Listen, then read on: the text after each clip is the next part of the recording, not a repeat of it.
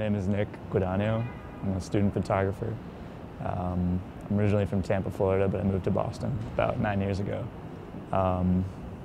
Originally moved up here because my mom got work up here, and I was really sad at first to leave all my friends. But yeah, I don't think I would have gotten into photography if I didn't move up here in the first place. And it's definitely opened the door to many experiences. So I'm shooting on a Fujifilm X100F. It's a really small camera, but I really like it because I can bring it with me everywhere. I brought it to concerts, take it out on the street. I can basically just like throw it in my bag, and if I want to like take pictures with it, it's there for me. It's super discreet, it doesn't make a lot of noise, and I think I just like it because I can have it with me. It's a little bit of a nicer alternative to an iPhone.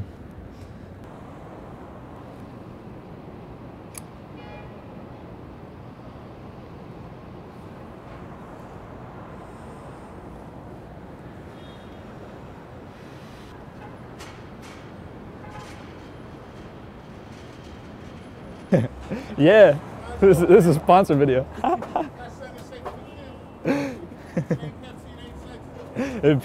What'd you say? If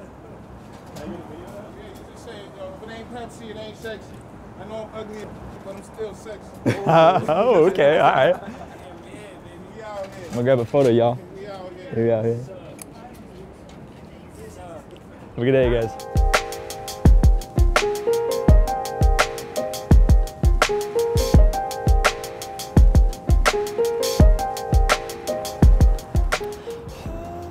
Oh, we got movement.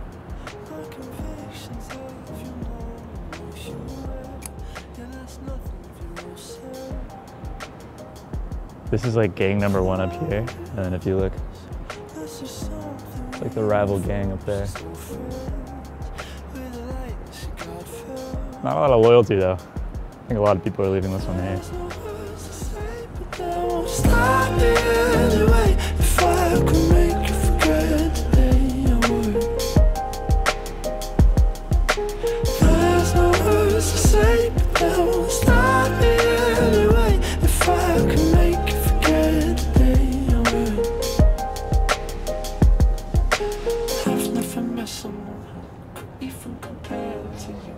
So wholesome.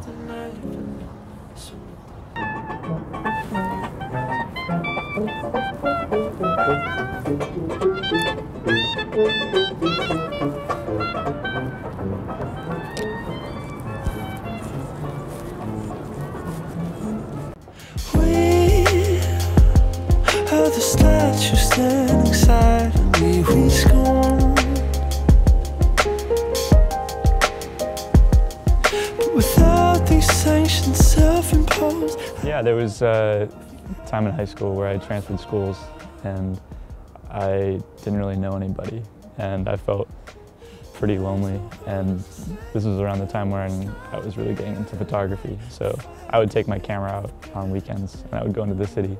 I ended up meeting people through Instagram or just friends who at my school did photography, and it kind of like helped me get through that time of feeling isolated and feeling like I didn't really have a place to belong. And I kind of found my home within photography, and just kind of like creating a community around that has definitely been something that's helped me get through the times like that. I started shooting film. This was about a little less than a year ago. But I used to, when I was shooting digital, just try to get as many photos as I could. Like, I thought it was normal to take 500-600 pictures each time I went out. But I realized, like, at the same time, I wasn't like slowing down and figuring out like the purpose of what I was shooting. So I guess with like film, it's very like intentional. It kind of forced me to like slow down. And with like 36 shots on a roll, you have to kind of weed out like what means something to you and what doesn't mean something to you. So it's like this whole process of kind of like figuring out like what matters. And with film, it got me really it kind of like renewed my excitement with photography. I felt like I was like taking pictures for the first time when I was using a film camera. And it takes a long time. You can't rush it. there's no like rushing shooting film.